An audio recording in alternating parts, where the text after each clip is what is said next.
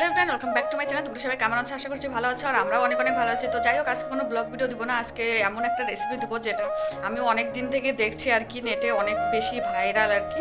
তো ভাবলাম আজকে আমিও ট্রাই করি। তো আমি যেটা বানাবো সেটা হচ্ছে কাঁচা আমের আমসত্ত্ব, যেটা টক ঝাল মিষ্টি থাকে।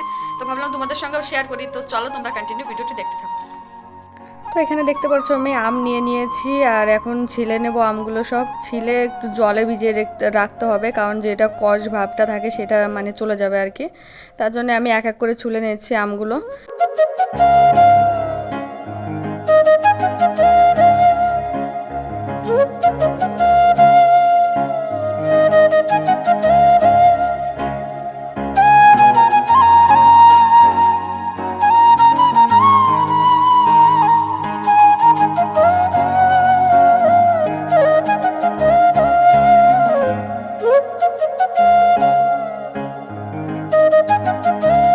ছুলে সব ছুলা হয়ে গেল। তো আমি এক এক করে এখন কেটে নিব ছোট ছোট টুকরো করে।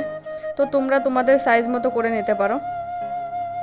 তো আমটা একটু ছোট টুকরো করলে আরও বেশি সুবিধা হবে, তার জন্য আমি একটু ছোট ছোট টুকরো করে নিচ্ছি। তো এখানে দেখতেই পারছো।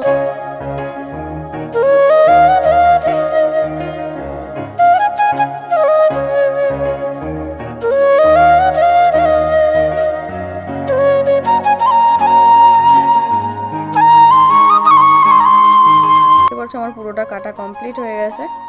তো এখন বাকি কাজটা করব আমি। এটা একটা ঝুড়িতে নিয়ে নিচ্ছি আর কি। তো দেখো পুরো কমপ্লিট আমার কাটা। তো এখন একটা কড়াই নিয়ে নিয়েছি আমি ছোট।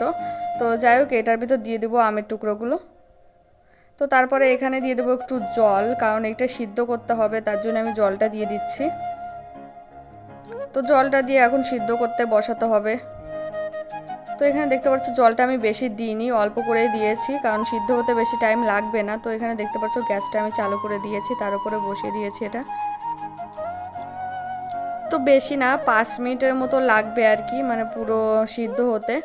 তো এখানে দেখতে পাচ্ছ আমার সিদ্ধটা হয়ে গেছে। তো তোমরা হাতাটা এভাবে করে নিতে পারো, কিন্তু আমি মিক্সিতে দিচ্ছি, কারণ মিক্সিতে দিলে একটু জলদি হয়ে যায়। তোমরাও দিতে পারো বা পাটায় বেটে নিতে পারো। আর এখানে দেখতে পাচ্ছ কিছু 4টে শুকনো লঙ্কা আর একটু জিরে নিয়েছি, তাতে ফ্লেভারটা গন্ধটা একটু আলাদাই আসবে আর কি, তার জন্যে। তো এখানে দেখতে পাচ্ছ আমার পুরো পেশা হয়ে গেছে একদম, দেখতে পাচ্ছ মিহি করে দিয়েছি। তারপরেও একটা মানে ছেঁকে নিব একটু, তার জন্য একটা এসে রেখেছি আর কি, নেট টাইপের কাপড়ে। এটা কাপড় না, এটাকে কি বলে ঠিক আমার জানা নেই। তো যাই হোক, তো এখানে আমি একটু জল দিয়ে দিচ্ছি, যে জলটা ছিল সেই জলটাই দিয়ে দিব ওর ভিতরে। আর এখানে দেখতে পাচ্ছ আমি ভালো করে মানে ই করে নিচ্ছি, যাতে কোনো দানা ভাব না থাকে আর কি।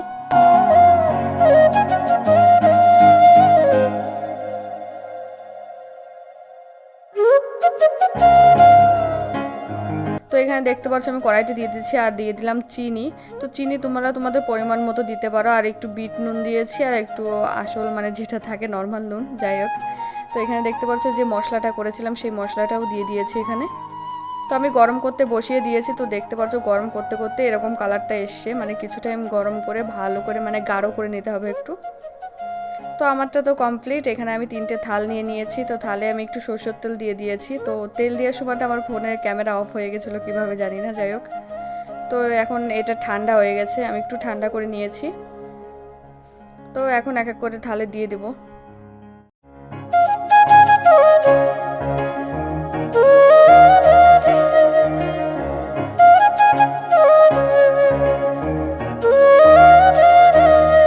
তো এখানে দেখতে পাচ্ছ পুরোটা ঢালা হয়ে গেছে, এখন দিয়ে দিলাম রোদে। তো এখানে আমার 2 দিন রোদ দেওয়া লেগেছে আর কি। যাই হোক, এখানে দেখতে পাচ্ছ আমি কাপড়টা দিয়ে একটু ঢেকে রেখেছিলাম, তার কারণ হচ্ছে যাতে ধুলো পাতা মাথা না পড়ে, ওটার জন্যে। তো এর আগের দিন মাঝখানে একটুকু শুকিয়ে গিয়েছিলো, তাই আমি একটু খেয়ে নিয়েছি আর কি, মাঝখান থেকে দেখতেই পারছো। তো যাই হোক, দেখো কত ইজিলি উঠে যাচ্ছে এগুলো। তো আমি উঠে একটু রোল পাকিয়ে নিব, তাহলে ভালো লাগবে, দেখতেও ভালো লাগবে। যাই হোক, এখান থেকে দেখতে পাচ্ছ কত ইজিলি উঠে যাচ্ছে, মানে হালকা সরষের তেল দেওয়া হয়েছিল তার জন্য হয়তো। তো যাই হোক, এখানে দেখতে পাচ্ছ পুরোটা রেডি। তোমাদের কেমন লেগেছে অবশ্যই জানিও। তো ভালো লাগলে লাইক কমেন্ট শেয়ার করে দিও, আর আমার চ্যানেল যারা যারা নতুন অবশ্যই চ্যানেলটি সাবস্ক্রাইব করে দিও। তো আজকের মতো এ পর্যন্তই, দেখা হবে নতুন একটি ভিডিওর সাথে। সবাইকে টাটা।